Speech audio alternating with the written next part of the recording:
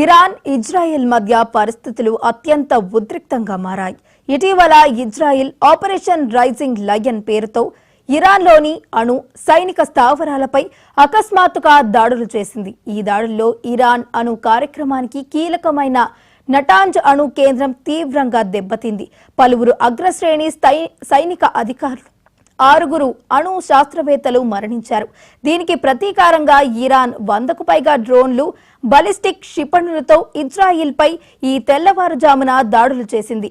ఈ దాడిని operation true ఫ్రామిక్ అని ఇరాన్ పేర్కొంది.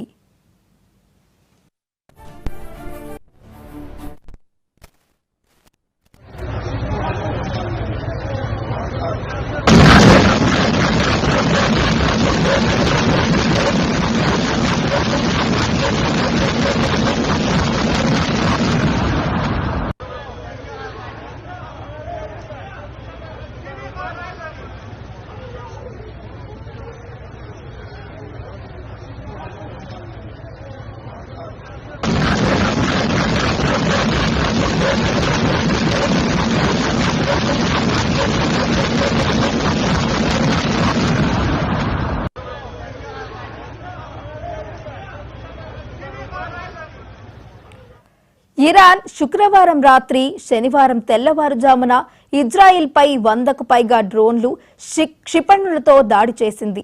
టెల్ అవీవ్, జెరూసలేంతో సహా పలు నగరాల్లో పేలుళ్లు సంభవించాయి. ఈ డ్రోన్లలో ఎక్కువ భాగాన్ని తమ సరిహద్దుల వెలుపలే సమర్థంగా కూల్చివేశామని ఇజ్రాయిల్ ప్రకటించింది. అయితే కొన్ని క్షిపణులు ఇజ్రాయిల్ భూభాగంలోని పడి ఆస్తి నష్టాన్ని కలిగించాయి. టెల్ అవీవ్ ప్రాంతంలో పలువురు పౌరులు గాయపడినట్లు తెలుస్తోంది.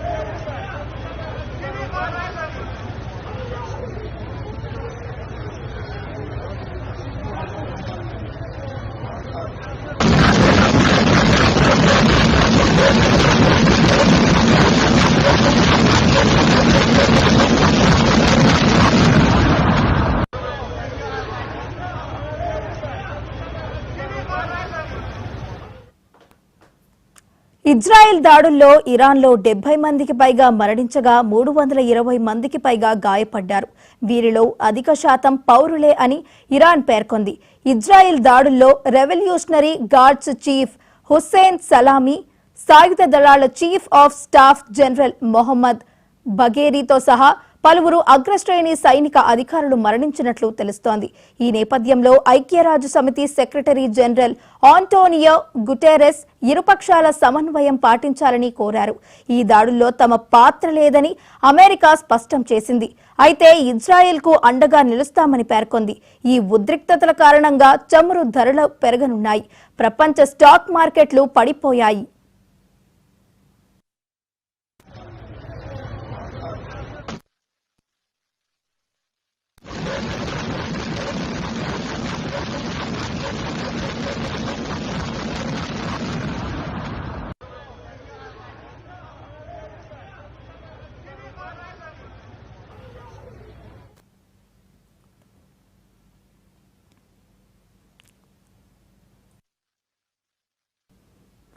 విమానయాన సంస్థలు ఇరాన్, ఇజ్రాయిల్, ఇరాక్, జోర్డాన్ గగనతలంలో కార్యకలాపాలను నిలిపివేశాయి. ఇరాన్ అణు కార్యక్రమంపై ఇజ్రాయిల్ తీవ్ర ఆందోళన వ్యక్తం చేస్తోంది. ఇరాన్ ఇప్పటికే 9 అణుబాంబులకు సరిపడా అత్యంత సుసంపన్నమైన యురేనియంను ఉత్పత్తి చేసిందని ఇజ్రాయిల్ ప్రధాని నెతన్యాహు ప్రకటించారు.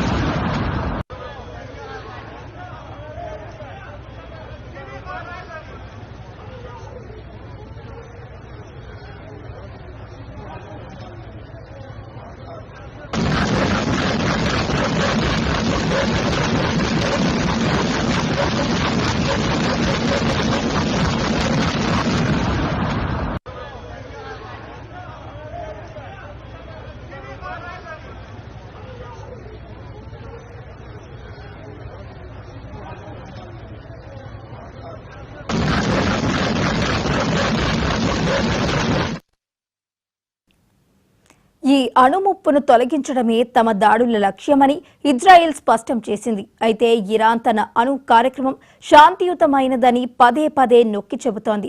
ఇది వివాదాన్ని మరింత జటిలం చేస్తోంది. ఈ నేపథ్యంలో ఇజ్రాయెల్ ప్రధాని బెంజమిన్ నెతన్యాహు మాట్లాడుతూ ఇరాన్ ముప్పును పూర్తిగా తొలగించే వరకు తమ ఆపరేషన్ కొనసాగుతుందని స్పష్టం చేశారు. ఈ దాడి ఇరాన్ అణు మౌలిక సదుపాయాలు, బాలిస్టిక్ క్షిపణి కర్మాగారాలు, అనేక సైనిక సామర్థ్యాలను దెబ్బతీయడమే లక్ష్యంగా చేసుకుందని ఆయన పేర్కొన్నారు. తమ దేశం ఉనికికి ఇది తప్పనిసరి చర్య అని ఆయన చెప్పారు.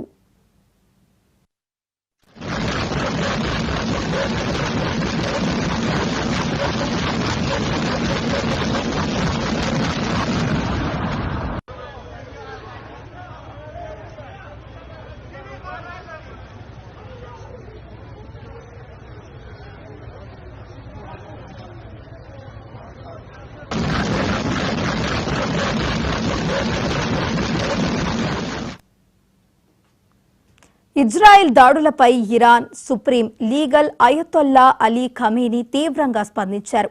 ఈ నేరంతో జియోనిస్ట్ పాలన తనకు తానుగా చేదు బాధాకరమైన విధిని సిద్ధం చేసుకుందని, అది ఖచ్చితంగా దానిని అనుభవిస్తుంది అని ఆయన హెచ్చరించారు.